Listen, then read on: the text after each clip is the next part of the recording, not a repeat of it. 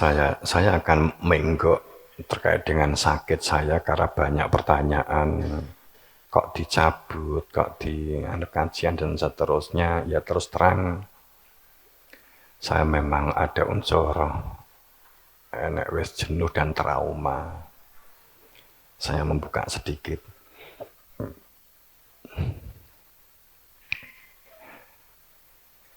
Jadi sudah 1,5 tahun ini saya memang sakit.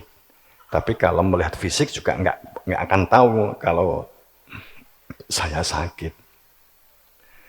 Tapi kalau saya cerita, mohon maaf, bukan berarti saya curhat ya. Karena ini saya ceritakan mungkin semoga sudah selesai, semoga. Saya mohon doa restunya. Tadi sebenarnya mau saya bawa gitu ya. Jadi itu yang menunjukkan bahwa saya itu hanya sekedar menjalankan dawuh guru. Dari guru saya, dari gurunya, dari guru jenengan juga ya, dari gurunya, dari Mbah Yai Munawar, dari Mbah Yago sampai Nabi Muhammad. Nggak pernah terputus dalam silsilah sambung kait mengikat gitu ya, bukan sambung nempel, sambung berjarak sama sekali tidak, tapi sambung mengikat, mengkait. Jauh sebelum Nabi Muhammad wafat sudah mempersiapkan siapa nanti yang melanjutkan, yakni Sayyidina Ali, begitu seterusnya. Dalam perjalanannya para imam itu memang selalu mendapatkan oloan dan fitnah. Seperti halnya pada saat Nabi Muhammad belum mengungkap siapa dirinya. Beliau hanya mengungkap konsep-konsep kebenaran. Bahwa jika manusia tidak punya ilmu zikir, maka hatinya kosong.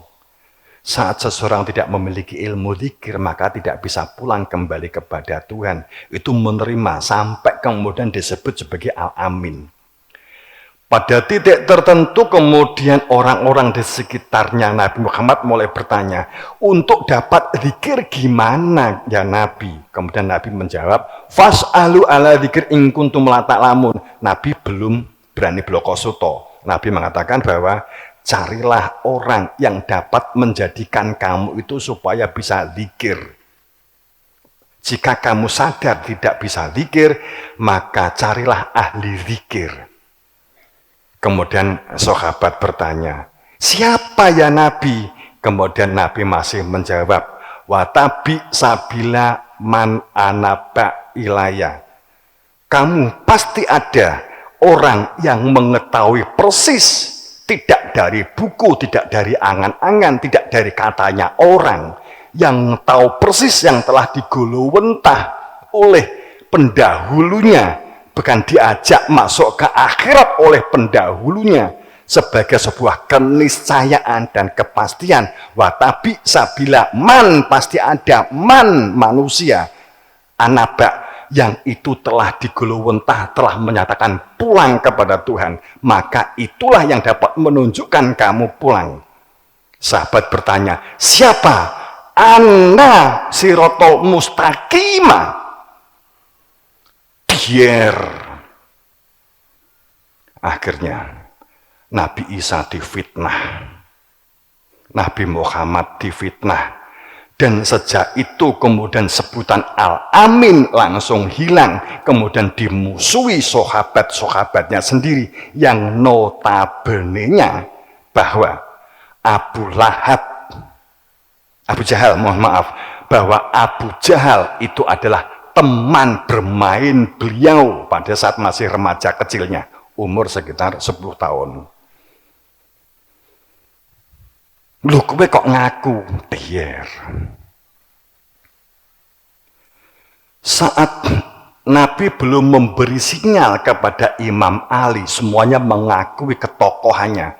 Tidak ada satu perang pun yang dilakukan oleh Nabi Muhammad tanpa ada Sayyidina Ali di sampingnya, dan tidak ada sahabat besar yang pada saat perang, yang dulu di zaman para Nabi kalau perang itu sebelum perang sampyuh, lawan kiri, lawan kanan itu sampyuh, itu maju dulu satu-satu, biasanya sampai 3-5 orang gitu. maju. Ini pasti Sayyidina Ali. Sampai dikatakan singa padang pasir, orang yang disebut sebagai ahli tanah, ahli perang.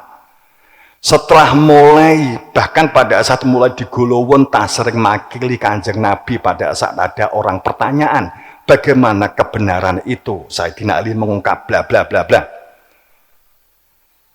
Pada saat mulai ditetuskan, setelahku Imam Ali belar. Itu selalu terjadi. Sejak itu, pada saat Imam Ali mengungkap, Nabi Muhammad mengungkap bahwa pelanjutnya Imam Ali, 1 tahun setengah sebelum Sakifah Bani Sa'idah, sebelum Nabi Muhammad wafat, setelah bedah Mekah, saat itu diwasiat akhir Kanjeng Nabi dengan terang-terangan karena melihat banyaknya orang fasik dan munafik, sampai Nabi ngendikan, jika Tuhan memperkenankan bahwa saya menuding siapa di sini yang fasik dan munafik, tapi saya tidak ingin karena akan terjadi pertumpahan darah.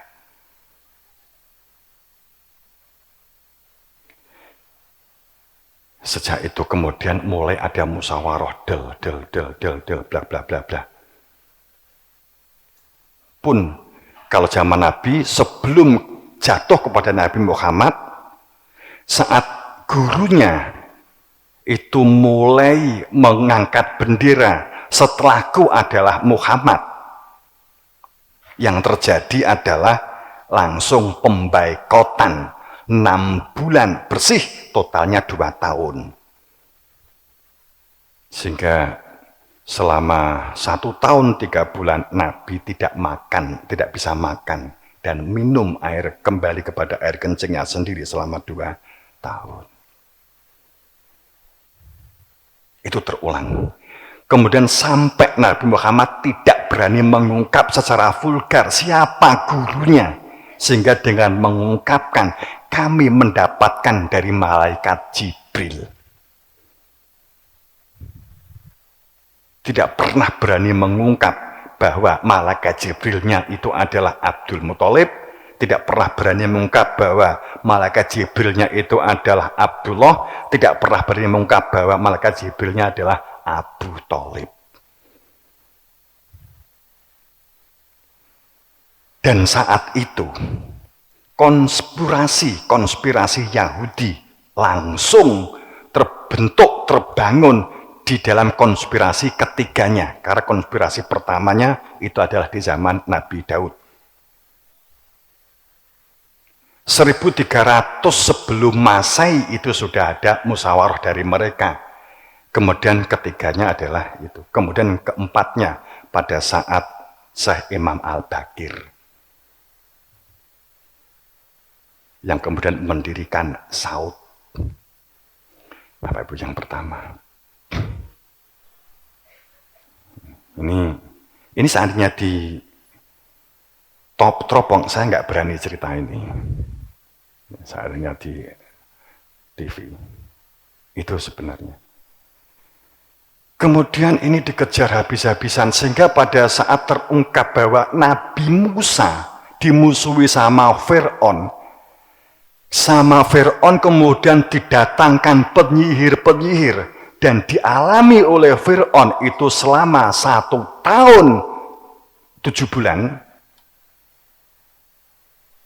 Sebenarnya yang diterima Nabi Musa adalah tenung dan santet hebat seluruh bangsa untuk menghabisi Nabi Musa.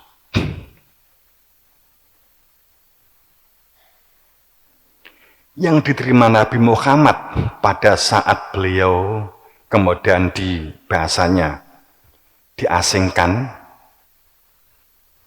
itu juga mengalami hal yang sama. Begitu terulang.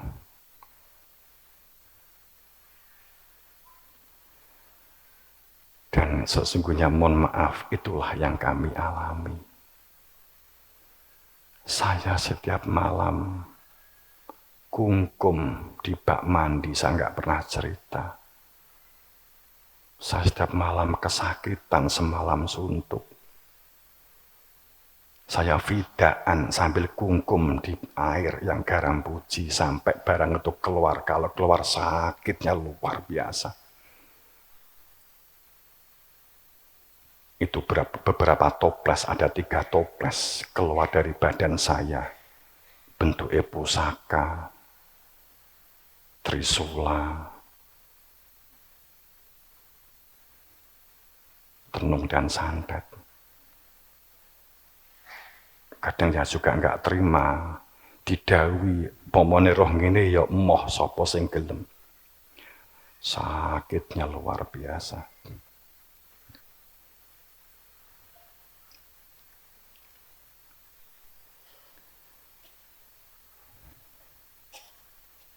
Saat saya diperlihatkan bahwa lokasi pondok ini ada semacam dikerukup sama kubah cahaya begitu. Memang saya melihat tenung dan santet sudah nggak bisa masuk. Tapi walaupun begitu 1-2 masih bisa masuk. Itu pun juga kemudian tidak sampai masuk ke badan. Kelontang begitu natap, kelontang. Itu yang menyebabkan saya juga nggak bisa tidur.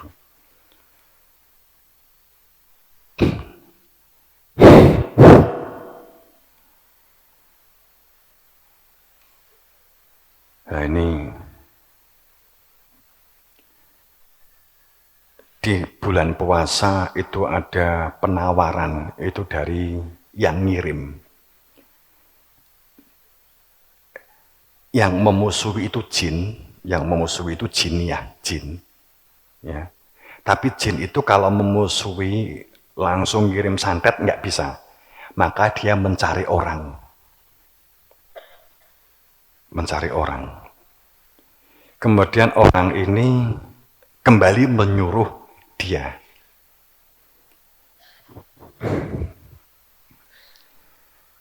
Ini karena ini sudah mulai mengaku, sudah mulai terbuka siapa-siapanya, bla bla bla bla bla begitu. Bahkan sekali kirim itu berapa biayanya. Karena dia cerita dikasih uang muka 750 juta. Kalau Pak Yai mati, maka saya mendapat 4,5 miliar. Dan itu 36 orang. Ini dukunnya sendiri yang cerita. Ini di satu titik lokasi.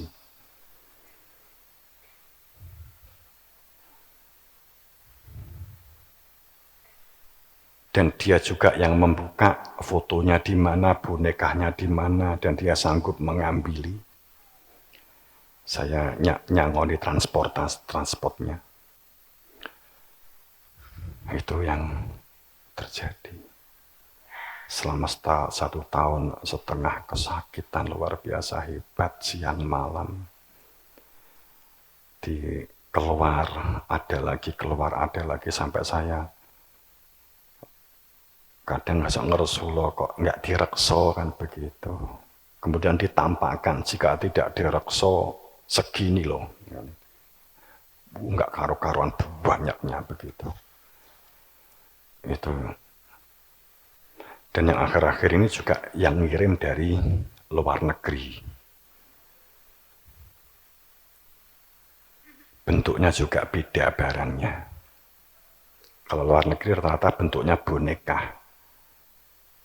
Emas bermata MD, merah delima.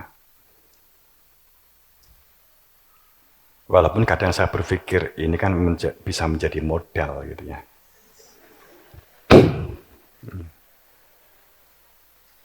Tapi kan nggak imbang dengan sakitnya. Akhirnya kebuka semua. Mereka cerita, ternyata ada unsur elit global, ada unsur Habib, ada Kiai, yang di balik layar. Saya nggak berani cerita kalau mereka nggak nunjukkan fotonya. Ini foto, saya disuruh saat menyerahkan foto itu ini fotonya jenengan Pak Yai, ini yang nyuruh saya, dia ada fotonya. Saya kaget, saya sampai nggak mentolong ungkap namanya. Ini akhirnya saya berpikir, ini terulang di zaman dulu, terulang. Hiburannya semoga ini benar, zaman ini sudah saatnya digelar sehingga mereka akan ada saatnya menerima akibat. Saya juga nggak berani silo hanya untuk sekedar untuk mengembalikan supaya dia juga modar. Saya nggak berani. Niatnya ngojo ingsun balik itu saya juga nggak berani. Perasaan itu apa bedane begitu? Perasaan kan begitu. Tapi jane ya kurang ajar gitu loh. Kurang ajar. Sakit tur banget. Itu enggak hanya saya, itu juga beberapa yang di kiri kanan saya, utamanya ibunya Mas Ari, itu juga cukup banyak.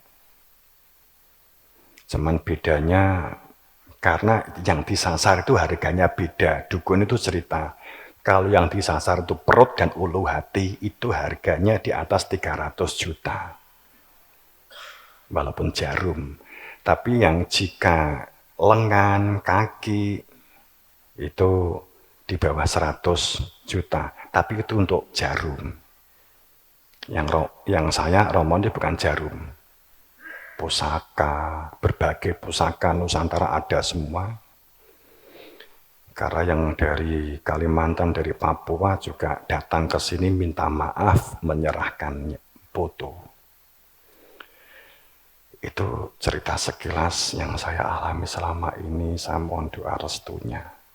Akan tapi malam ini saya mohon, memang nanti puji kita ngangkat, makanya nanti puji mungkin agak lama sedikit, ya nambahnya 1/4 jam kok. Insya Allah, saya untuk nuntaske doa yusbih mubahalah dipuji nanti. Makanya besok pagi itu kemudian nyebar garam puji. Nggak usah gimana-gimana kalau jauh di tol, yuk normal saja. Kolo-kolo saja. Ngelempar garam puji dari jendela kan kolo-kolo. Kan. Tapi dalam bentuk ojo bi oke di inggur ini enak mobil malah raka-raka wengkel kan gitu. Saat di rest area nyebar gitu saja. Saat di jembatan nguncali begitu saja. Tidak terus begini, kecuali yang dekat. Yang dekat kan mungkin kan yang seputar Nganjuk plus Kediri kan gitu bisa jadi kan ada di antara rombongan 1-2 yang agak panjang nyebar garam puji, tapi nggak usah banyak ya disimboli begitu saja seperti di tulisan itu. Sekaligus mohon jalan wa jakol batin nabatilah. Karena Jago ini sudah tingkat gregetan, ini sudah tingkat kita mohon diparengke yusbih puncak, yusbih lanjutan. Ini saya mohon ini karena kepada Tuhan saya mohon kepada mal pangestu poro imam. Sudah enggak kuat, satu terang juga sudah enggak kuat. Saya berharap ini sudah selesai karena faktanya malam Jumat, kemudian Jumat saya masih harus berjibaku semalam suntuk untuk mengeluarkan barang dari badan.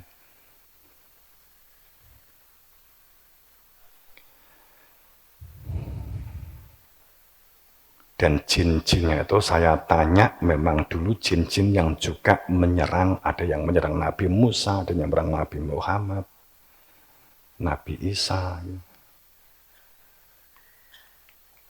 Jin kuno itu jin berkepala kambing. Itu jinnya elit global. Dan ini di titik akhir Ramadan dan setelah Ramadan ini akhirnya kita bisa komunikasi dengan mereka, apa maunya. Setelah salah satu pimpinan mereka ketahuan, kemudian saya pegang, saya tempelengi, dan dia ngaku. Saya sudah kesakitan, saya sebenarnya sudah nggak kuat, sampai iki apa seleh, sampai saya sempat menyiapkan wasiat, kan gitu. Saya sudah nggak kuat.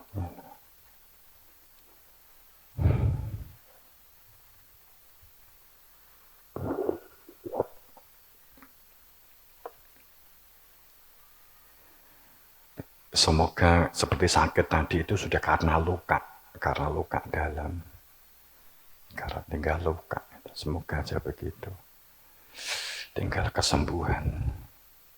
Kalau ada lagi, saya juga sudah trauma, sebenarnya sudah 1,5 tahun. Walaupun proses pengiriman itu saya tahu sudah lama. Dulu zaman Mbah Yai kan yang diserang Mbah Yai dan saya. Tapi saat itu kan memang belum banyak yang, dan dukunnya cik lokal. Dukun cik dukun lokal, terus demit cik demit lokal. Belum bersertifikat SNI.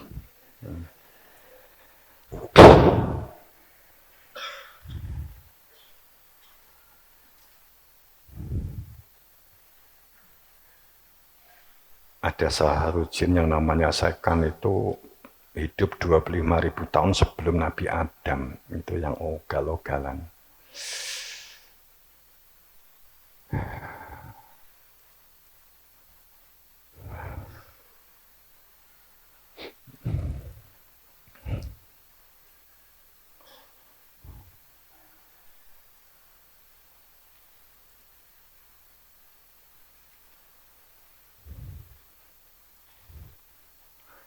Bapak yang berbahagia itu sekilas. Sebenarnya cerita ini panjang karena sehingga ada cerita apa hubungannya dengan ilmu ini, dengan silsilah, siapa aja yang tahu. Ternyata dunia internasional tahu.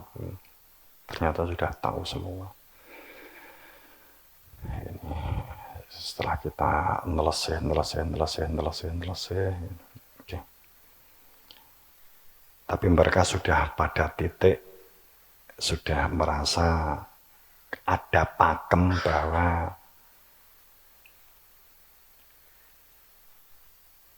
agama spiritual beragama sudah saatnya ke permukaan, itu memang sudah mulai terungkap. Ini kalau saya cerita detail nanti kepanjangan, suatu saat aja kita cerita lagi kaitannya dengan ini.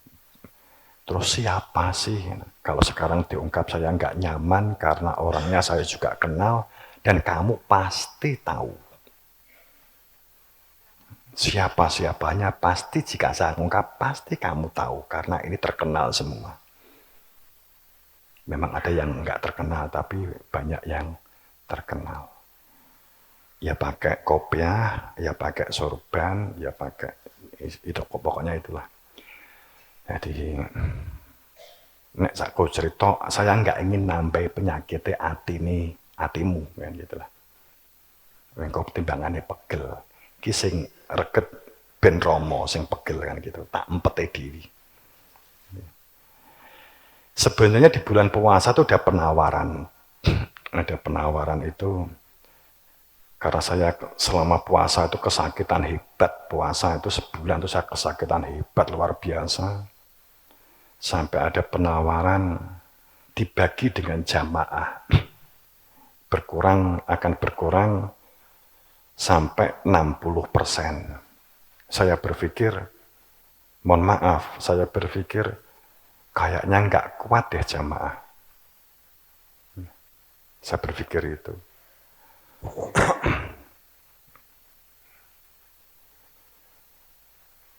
Saya tekad, saya tolak. Akhirnya mengerucut ke saya kesakitan. Terus tadi kan saya cerita ada kubah, kok bisa masuk? ternyata pada saat di dalam yang berada di dalam pondok dan orang yang di dalam ini ada res-res dan tidak tampak menyatu dengan dawuh guru, maka akan muncul lubang.